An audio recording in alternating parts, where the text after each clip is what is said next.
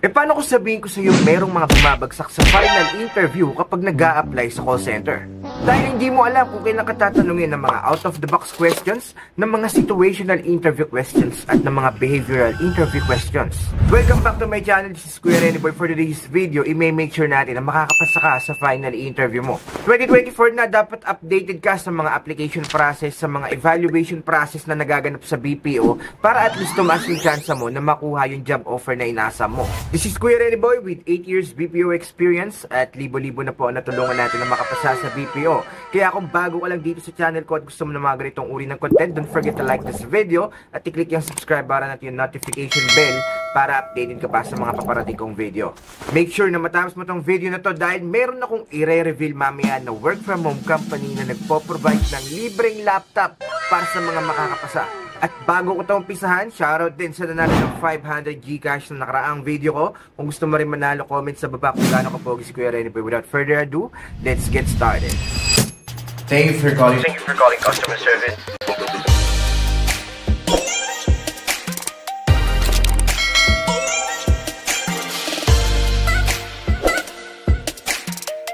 Welcome back sa channel ng mga swabe. Nagbabalik ang inyong likod, Kuya Renny Boy, para magbigay na naman sa inyo ng tips, okay? Para may matutunan kayo and at the same time para magka-idea kayo kung paano nyo nga ba malulusutan yung final interview ninyo. Pero bago ang lahat, survey muna tayo. Sa mga naghahanap ng work from home job, comment sa baba, work from home. Sa mga naghahanap naman ng local account call center, comment sa baba, local account. So alam ko nainip ka na rin, hindi ko na ito patatagalin, medyo malamig dito sa opisina. Tip number 1 ni Kuya Renny Boy, gumamit kayo ng STAR method. Palagi ko itong sinasabi sa mga videos ko, kaya inuulit-ulit ko rin para hindi ninyo makaligtaan. Napaka-importante guys na meron kayong baon-baon na storyline, okay, ng sarili ninyo kung paano nyo nga ba napagdaanan ng isang situation, na-resolve ang isang sitwasyon, at kung paano nga ba nagpasalamat sa inyo yung customer ninyo. Napaka-importante guys ng STAR method para hindi kayo nabablanko dahil most likely ang mga itatanong sa atin sa final interview ay more on situational and behavioral interview questions, okay? Hindi to katulad sa initial interview na minsan wala silang situational na mga tanong or wala silang mga scenario-based na mga question. Hindi ganun guys. Sa final interview, minsan pinapasukan na nila ng mga ganyan. So ano nga ba yung STAR method, Kuya Renny Boy? STAR method guys, situation, task, action, result. Mag-isip kayo guys ng experience ninyo before sa trabaho ninyo, sa school ninyo na nagpapakita ng STAR method.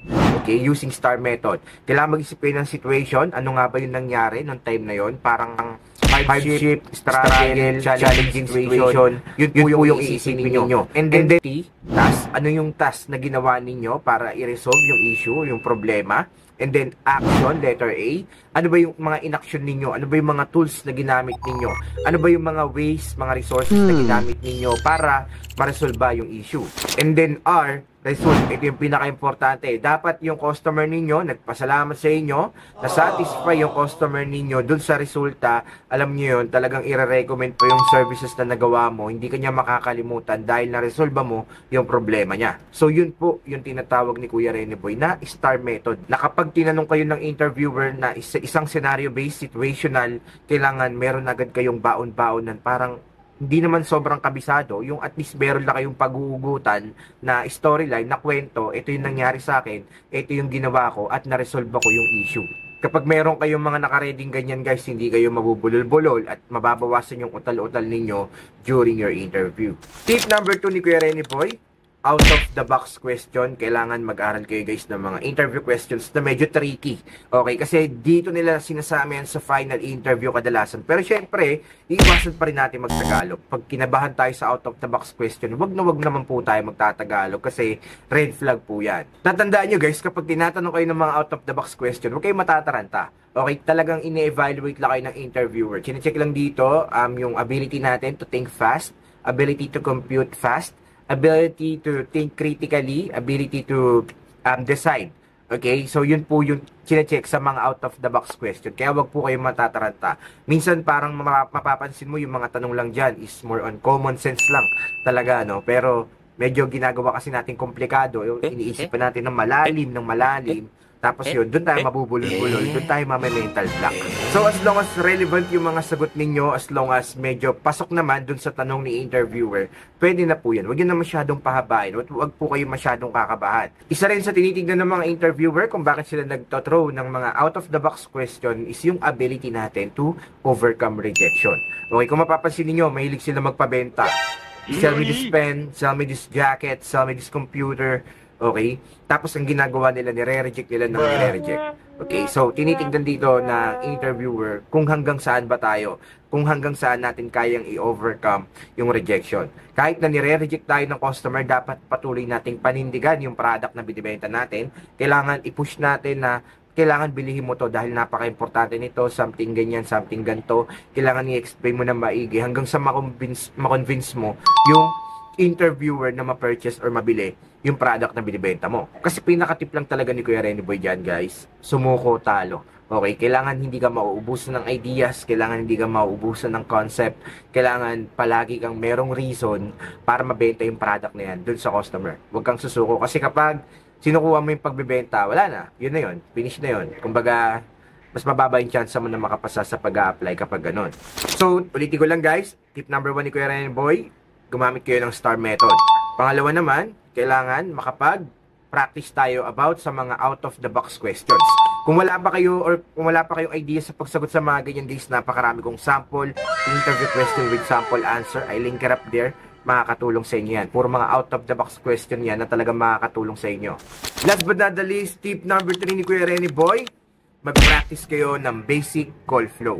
Guys, ilang beses ko sinasabi sa inyo na napaka-importante na kahit pa paano may idea kayo sa basic call flow, paano magbato ng opening spiel, ng assurance statement, empathy statement, paano mag-verify ng account ng customer, how to resolve the issue, mag-offer ng further assistance, at mag-throw ng closing spiel. Napaka-importante guys na kahit papaano meron na kayong idea about dyan. And of course, mas maganda rin kung kahit papaano may idea na kayo sa phonetics. Yung phonetics guys, yung Alpha, Bravo, Charlie, Delta, kapag nag-i-spell out kayo ng pangalan ng customer, mas maganda rin kung kayang-kaya nyo nang gawin yan. Meron tayong video about dyan. Kung hindi mo pa napapanood, I'll link it up there. Makakatulong rin sa inyo yan. This 2024 kasi guys, kung mapapansin ninyo, yung mga final interviewers, nilalagyan na nila ngayon ng mock call. At hindi na reason ngayon na wala akong idea sa ganito, wala akong idea sa ganyan. Kaya maraming bumabagsak sa pag-apply sa call center. Kasi nga, lagi nila sinasabi na wala silang alam, wala silang idea kung paano mag-assist ng customer via phone. Which is, hindi na siya reason ngayon, hindi na siya excuse. Bibigyan kayo ng on-the-spot na papel o ito yung senaryo. Ikaw yung magpapanggap na call center agent, ako yung magpapanggap na customer. Paano mo i-resolve yung issue? Paano mo ibabato sa akin yung script na to? At ito yung magiging adlib ko. Diba? So, nakakakaba. Pero kung ikaw ay may idea na sa basic call flow, basic na basic mo na lang yung magagamit at madideliver sa interviewer at mataas ang chance mo na makapasa this 2024 kapag may alam ka na dyan. At dahil lumabot kayo sa part ng video na to, i-reveal ko na sa inyo yung company na 100% work from home at merong libreng laptop. Ito ang tinatawag na Peak Support at gagawan ko po ng dedicated video about sa company na yan at kung ano yung mga benefits na pwede ninyong makuha kapag nakapasa kayo sa company na yan. Abangan nyo na lang sa next vlog ni Kuya Renny Boy. Kaya kung di ka pa nakasubscribe dito, naku po, i-make sure mo na naklik mo na yan, pati yung notification bell para updated ka.